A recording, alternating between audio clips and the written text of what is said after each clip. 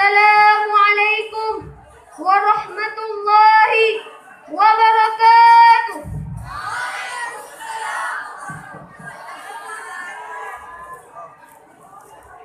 Alhamdulillah. Alhamdulillahi Rabbil Alamin.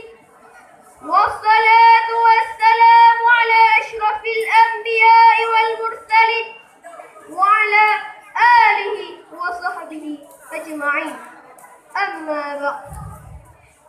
Pertama-tama, tiada kata yang paling indah, tiada mutiara di laut yang paling megah selain memuja dan memuji Allah Azza wa Jalla,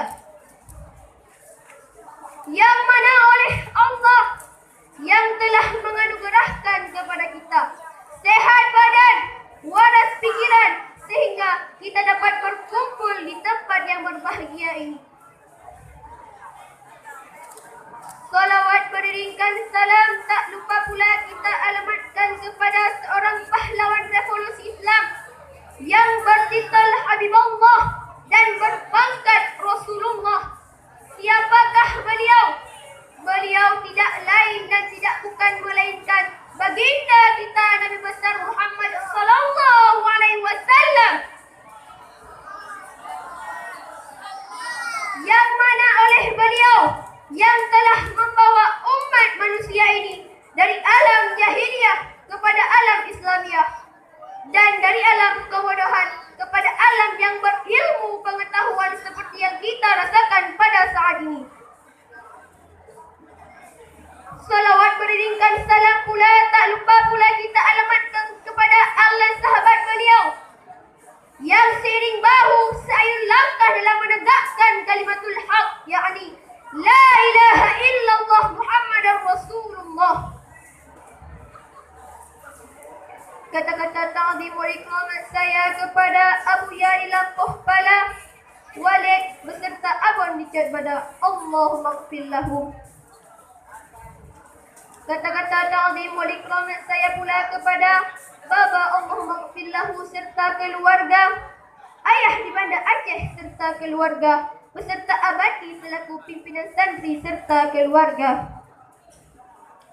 Penghormatan saya kepada seluruh Dewan Guru di Darus Saadah yang tercinta ini. Penghormatan saya pula kepada seluruh Dewan-Dewan juri. Dan penghormatan saya yang teristimewa sekali kepada seluruh hadirin dan hadirat yang telah berhadir di tempat yang berbahagia ini. Dewan Hakim yang saya hormati, hadirin yang saya cintai. Napoleon, seorang orientalis berkebangsaan Prancis, mengatakan, "The principle of Quran which a lot of striking can lead man to happiness." Al-Quran adalah prinsip dan merupakan satu-satunya kitab suci yang dapat menghantarkan kepada kepulauan yang berbahagia. Ungkapan tersebut hadirin mengisyaratkan kepada kita bahawa Al-Quran laksana lampu penerang hati dalam menamus liku-liku perjuangan yang panjang membentang. Al-Quran laksana benteng yang kokoh dalam mengcounter godaan dan tipuan setan. Al-Quran laksana jimat penyelamat dari kesesatan hidup dan kehidupan. Pendek kata, Al-Quran adalah satu-satunya kitab suci yang berisi petunjuk serta kebahagiaan dan serta senantiasa relevan dengan perkembangan dan situasi zaman.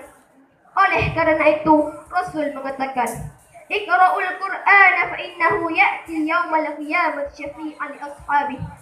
Bacalah dan kajilah Al-Quran kerana ia akan datang pada hari kiamat sebagai penolong. Dalam rangka menjadikan Al-Quran sebagai petunjuk dan pedoman hidup manusia, pada kesempatan yang berbahagia ini, saya akan membahas membangun karakter bangsa perspektif Al-Quran. Dengan rujukan surah Yunus ayat 57 yang berbunyi, "Ya ayyuhan nas qad ja'atkum mau'izatun min rabbikum wa shifaa'un lima fis sudur wa hudan wa rahmatan lil mu'minin."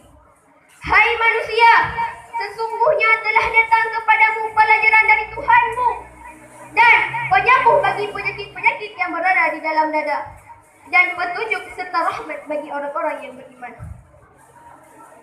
Hadirin, ayat tadi sebagaimana ditafsirkan oleh Imam Ali Asy-Syabuni dalam Syafatus Tafsir menjelaskan ada beberapa fungsi diturunkannya Al-Quran, yaitu pertama, Al-Quran berfungsi sebagai pelajaran dari Tuhan yang Maha Pengajar.